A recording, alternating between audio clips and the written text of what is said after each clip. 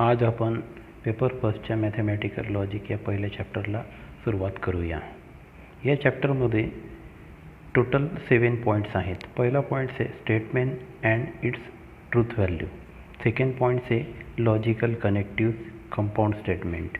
Third आहे truth table negation of statement and compound statement. Fourth आहे statement pattern logical equivalence. Fifth आहे tautology contradiction and contingency. 6th point है quantifier and quantified statement and duality. 7th point है application of logic to switching circuit, switching tables. सुरुवातीला आपण logic म्हणजे काय, logic हा जो वर्ड आहे हा कसा डिराईव्ह झाला ते माहिती करून घेऊ. लॉजिक हा जो वर्ड आहे हा ग्रीक वर्ड लोगोस पासून डिराईव्ह झालेला आहे आणि याचा मिनिंग होतो रिझन. म्हणून logic deals with the method of reasoning, म्हणजे लॉजिकचा मिनिंग होतं मेथड ऑफ रिझनिंग. आता आपण लॉजिकमध्ये पुढचे जे पॉईंट्स आहेत ते स्टडी करूया. पहिला पॉईंट्स आहे statement. A statement is a declarative or assertive sentence which is either true or false but not both simultaneously. And statement are denoted by PQRS small letters. Statement हे एक तर declarative sentence असेल किंवा ॲसेरेटिव्ह sentence असेल, पण दोघं राहू शकत नाही एकाच वेळेस.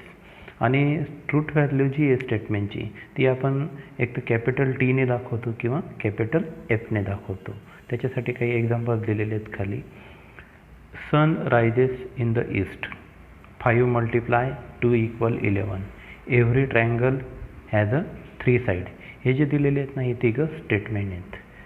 त्याच्यानंतर पुढे Mumbai is a capital of Maharashtra. Every equilateral triangle is an equiangular triangle. A natural number is an integer. हे जे आहेत ना हे सर्व स्टेटमेंटचे एक्झाम्पल्स आहेत. आता पुढे काही सेंटेन्स दिलेली आहेत ती स्टेटमेंट नाही आहेत. त्याच्यामध्ये पहिलं आहे प्लीज गिव्ह युअर पेन. आता ही काय झाली, एक रिक्वेस्ट झाली. नंतर व्हॉट इज युअर नेम, हे इंट्रोगेटिव्ह सेंटेन्स झालं. What beautiful place it is, हे सुद्धा इंट्रोगेटिव्ह सेंटेन्स आहे. हाऊ आर यू, नंतर do you like to play tennis, हे सर्व इंट्रोगेटिव्ह सेंटेन्स आहे. ओपन दी विंडो ही झाली कमांड. नंतर लेट्स गो फॉर टी हे सजेशन झालं. सिट डाऊन ही ऑर्डर झाली. मग हे जे आहेत ना interrogative, exclamatory, command, order, request, suggestion यांना आपल्याला स्टेटमेंट म्हणता येणार आहे. तसंच पुढे काही एक्झाम्पल्स दिलेली आहेत. 3x/2 - 9 = 0. He is a tall. Mathematics is an interesting subject. It is a black in colour. आता बघा सेकंड, थर्ड अँड फोर्थ हे जे आहेत ना हे ओपन सेंटेन्स आहेत, म्हणून यांना आपण स्टेटमेंट म्हणू शकत नाही. आणि पहिलं जे याच्यामध्ये जर आपण 6 व्हॅल्यू पुटअप केली तर ते ट्रू आहे, पण जर 6 सोडून दुसऱ्या व्हॅल्यू पुटअप केल्या तर ते ट्रू नाही आहे. याच्यामध्ये थर्ड पॉईंट आहे कन्सिडर द फॉलोइंग. त्याच्यामध्ये पहिलं सेंटेन्स आहे 3x/2 - 9 = 0. याचा जर विचार केला, याच्यामध्ये जर आपण एक्सची व्हॅल्यू 6 ठेवली तरच हे ट्रू येतं आहे, अदरवाईज हे ट्रू येत नाही, हे फॉल्स येतं आहे. म्हणून याला आपण स्टेटमेंट म्हणू शकतो. पण सेकंड, थर्ड आणि फोर्थ जे आहेत, he is a tall, mathematics is an interesting subject, it is a black in a colour, हे तिघं जे आहेत ना हे ओपन सेंटेन्स आहेत, म्हणून यांना आपल्याला स्टेटमेंट म्हणता येणार नाही. Question number first. Which of the following sentence are statement in the logic? Write down the truth value of the statement. आता आपल्याला खाली काही सेंटेन्स दिलेले आहेत, ते स्टेटमेंट आहेत का, आणि असतील तर त्यांची ट्रूथ व्हॅल्यू लिहायची. आता पहिलं सेंटेन्स दिलेलं आहे 6 × 4 = 25. हे जे सेंटेन्स आहे 6 × 4 = 25 हे स्टेटमेंट आहे, पण याची ट्रूथ व्हॅल्यू F येईल, कारण 6 × 4 हा 24 येतो. आता सेकंड जे x + 6 = 9. x + 6 = 9 याला आपल्याला स्टेटमेंट म्हणता येणार नाही, ते ओपन सेंटेन्स आहे. नंतर what are you doing. What are you doing हा इंट्रोगेटिव्ह सेंटेन्स आहे, म्हणून यालासुद्धा आपल्याला स्टेटमेंट म्हणता येणार नाही. नंतर पुढे फोर्थ आहे quadratic equation x² - 5x + 6 = 0 has a 2 real roots. याला आपल्याला स्टेटमेंट म्हणता येईल आणि याची ट्रूथ व्हॅल्यू कॅपिटल T येईल. नंतर पाचवं आहे प्लीज सिट डाऊन. ही एक रिक्वेस्ट आहे, म्हणून याला आपल्याला स्टेटमेंट म्हणता येणार नाही. 6 नंबर आहे the moons revolve around the earth. हे स्टेटमेंट आहे आणि हे ट्रू आहे म्हणून याची ट्रूथ व्हॅल्यू येईल कॅपिटल टी. परत 7वं आहे every real number is a complex number. हे सुद्धा स्टेटमेंट आहे आणि ट्रू आहे म्हणून याची ट्रूथ व्हॅल्यू येईल कॅपिटल टी. नंतर 8वं आहे ही इज हॉनेस्ट. हे ओपन सेंटेन्स आहे म्हणून याला स्टेटमेंट म्हणता येणार नाही. नंतर पुढे 9 नंबर आहे the square of prime number is a prime number. हे स्टेटमेंट आहे परंतु फॉल्स आहे म्हणून याची ट्रूथ व्हॅल्यू येईल कॅपिटल एफ. पुढे logical connective simple and compound statement म्हणजे काय ते समजून घेऊ. अगोदर आपण लॉजिकल कनेक्टिव्ह म्हणजे काय ते समजून घेऊ.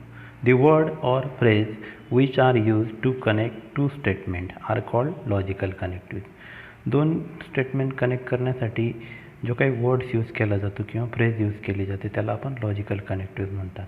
जसं की and, or, if, then, if and only, if not हे जे आहेत ना यांना आपण लॉजिकल कनेक्टिव्ह म्हणू शकतो. कारण अँडमुळे आपण 2 सेंटेन्स कनेक्ट करू शकतो, 2 स्टेटमेंट कनेक्ट करू शकतो. म्हणून अँड किंवा ऑर किंवा इफ देन किंवा इफ अँड ओनली इफ किंवा नॉट यांना आपण कनेक्टिव्ह म्हणतो. For example milk is a white and grass is a green किंवा milk is a white or grass is a green. किंवा हेच आपण असंही कनेक्ट करू शकतो if milk is a white then grass is a green किंवा milk is white if and only if grass is a green. या वेने आपण त्यांना कनेक्ट करू शकतो. 2 स्टेटमेंट जे आहेत ते कनेक्ट करू शकतो कनेक्टिव्हचा यूज करून. पुढे simple and compound statement. A statement which can not be split further into 2 or more statement. जे स्टेटमेंट 2 किंवा 2पेक्षा जास्त स्टेटमेंटमध्ये कन्वर्ट करता येत नाही त्याला आपण सिम्पल स्टेटमेंट म्हणतो. जसं की 3 and 5 आर ट्विन्स प्राईम. याला आपल्याला 2 सेपरेट स्टेटमेंटमध्ये कन्वर्ट करता येणार नाही म्हणून याला सिम्पल स्टेटमेंट म्हणता येईल. आता पुढे compound statement. If a statement is a combination of 2 or more simple statement then it is called compound statement. 2 किंवा 2पेक्षा जास्त स्टेटमेंट जर एकत्र आले तर त्याला आपण कंपाऊंड स्टेटमेंट म्हणतो. जसं की 3 is a prime number and 4 is a even number.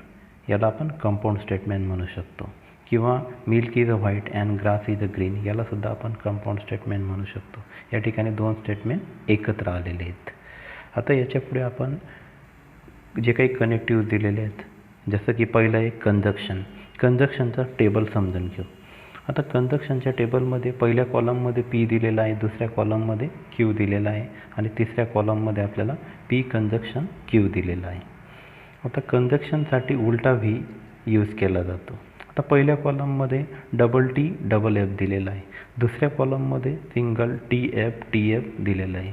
आता बघा या दोघांमध्ये जर आपण विचार केला तर टी ट्रू असतो, बाकीचे सर्व फॉल्स असतात.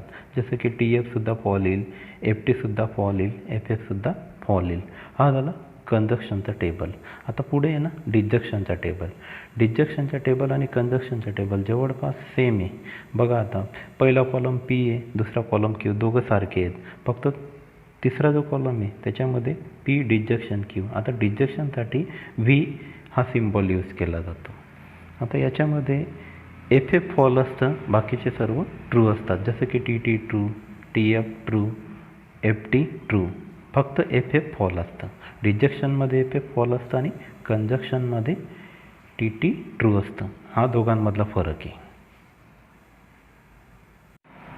थर्ड आहे कंडिशनल. त्यालाच आपण इम्प्लिकेशन असं म्हणतो. आता इम्प्लिकेशनचा जो टेबल आहे तो समजून घेऊ. बघा या टेबलमध्ये पहिले 2 कॉलम सेम आहेत डिजक्शन आणि कंजक्शनप्रमाणे. फक्त थर्ड कॉलम जो आहे तिथे आता इम्प्लिकेशनसाठी म्हणजे कंडिशनलसाठी सिम्बॉल यूज केला जातो ॲरोचा. आता याच्यामध्ये P इम्प्लिकेशन Q दिलेला आहे. आता इथे लक्षात ठेवताना बघा फक्त TF फॉल असतो, बाकीचे सर्व ट्रू असतात. बघा जसं की पहिला रो आहे TT ट्रू, दुसरा रो TF फॉल आहे, पण तिसरा रो जो FT तो सुद्धा ट्रू आहे, FFसुद्धा ट्रू आहे. इथे फक्त एकच लक्षात ठेवा की TF फॉल आहे, बाकीचे सर्व ट्रू आहेत. आता नेक्स्ट जो आहे फोर्थ बाय कंडिशनल. यालाच आपण डबल इम्प्लिकेशन असं म्हणतो. आता डबल इम्प्लिकेशनचा जो टेबल आहे त्याच्यामध्ये सुद्धा पहिले 2 कॉलम सेम आहेत P आणि Q. आता तिसरा जो कॉलम आहे तो आहे P डबल इम्प्लिकेशन Q. त्यालाच बाय कंडिशनल असं सुद्धा म्हणतात. आता डबल इम्प्लिकेशनचा सिम्बॉल आहे डबल ॲरो. आता हा जो सिम्बॉल आहे हा आपण याच्यासाठी यूज करतो. आता बघा याचं ऑब्झर्वेशन जर केलं तर इथे टी ट्रू असतो आणि एफ ट्रू असतो, बाकीचे सर्व फॉल्स असतात. बघा आता डबल इम्प्लिकेशनमध्ये टी ट्रू आणि एफ ट्रू, बाकीचे सर्व फॉल्स. आणि इम्प्लिकेशनमध्ये फरक काय आहे की टी फॉल आहे, बाकीचे सर्व ट्रू. हा या दोघांमधला फरक आहे. आता पुढचा 5th पॉईंट आहे निगेशन. निगेशन म्हणजे काय की इथे एक छोटा टेबल दिलेला आहे पी आणि निगेशन ऑफ पी. आता निगेशन ऑफ पीसाठी सिम्बॉल यूज केला जातो आडवा यस. आता याच्यामध्ये बघा पहिल्या कॉलममध्ये टी दिलेला आहे, तर टीला जर आपण निगेशन केलं तर त्याचं निगेटिव्ह कन्व्हर्शन होतं एफ, म्हणजे ट्रूचं फॉल्स होतं. आणि जर फॉल्स असेल तर ट्रू होतं. निगेशनमध्ये एक लक्षात ठेवा की जर ट्रू असेल तर फॉल होतं आणि फॉल असेल तर ट्रू होतं. एखादं स्टेटमेंट जर ट्रू असेल तर त्याचे निगेशन जर करायचे असेल तर ते फॉल्स होतं, आणि जर फॉल्स असेल त्याचे निगेशन ट्रू होतं. एवढं लक्षात ठेवा. Example first, express the following compound statement symbolically without examine the truth value. आता याच्यामध्ये पहिलं स्टेटमेंट दिलेलं आहे आपल्याला 2 is an even number and 25 is a perfect square. आता याला आपल्याला सिम्बॉलमध्ये कन्वर्ट करायचं आहे. मग सिम्बॉलमध्ये कन्वर्ट करण्यासाठी 2 इज ॲन इव्हन नंबर जो आहे त्याला आपण पी कन्सिडर करू. नंतर 25 इज अ परफेक्ट स्क्वेअर आहे त्याला आपण क्यू कन्सिडर करू. आणि याचं जे सिम्बॉलिक कन्वर्शन आहे, आता दोघांमध्ये अँड आहे. 2 is an even number 25 is a perfect square, या दोघांना कनेक्ट करणारा, दोघं स्टेटमेंट कनेक्ट करण्यासाठी जो कनेक्टिव्ह यूज झालेला आहे तो अँड आहे. आणि अँडसाठी आपण सिम्बॉल यूज करतो उलटा व्ही, म्हणून याचं सिम्बॉलिक फॉर्म होईल पी कंजक्शन क्यू. आता सेकंड एक्झाम्पल आहे अ school is open or their is a holiday. याच्यासाठी सुद्धा आता पी कन्सिडर करू आपण दी स्कूल इज ओपन, आणि क्यू कन्सिडर करू देअर इज अ हॉलिडे.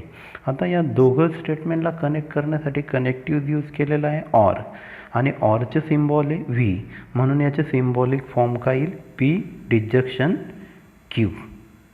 आता पुढे थर्ड दिलेला आहे आपल्याला Delhi is in India but Dhaka is not in Sri Lanka.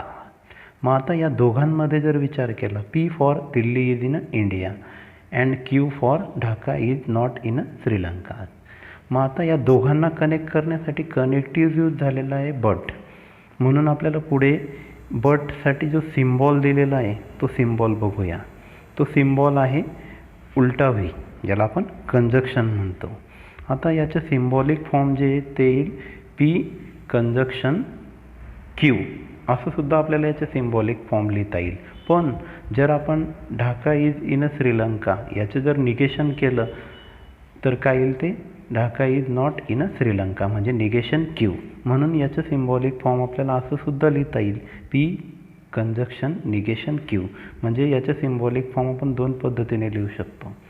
पहिलं म्हणजे जर आपण पी कन्सिडर केला दिल्ली इज इन इंडिया आणि क्यू कन्सिडर जर केला Dhaka is not in Sri Lanka, तर त्याचं सिम्बॉलिक फॉर्म येईल पी कंजक्शन क्यू.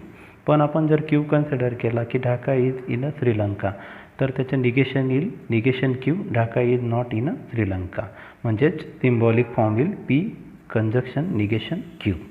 आता पुढे 3 + 8 > 12 इफ अँड ओनली इफ 5 × 4 < 25. आता हे दोघं स्टेटमेंट कनेक्ट करण्यासाठी कनेक्टिव्ह यूज झालेला आहे इफ अँड ओनली इफ. याचे सिम्बॉल आहे डबल ॲरो. मग P for 3 + 8 > 12 and Q for 5 × 4 < 25, म्हणून याचे सिम्बॉलिक फॉर्म काय येईल P double arrow Q. Second example write the truth values of the following statement.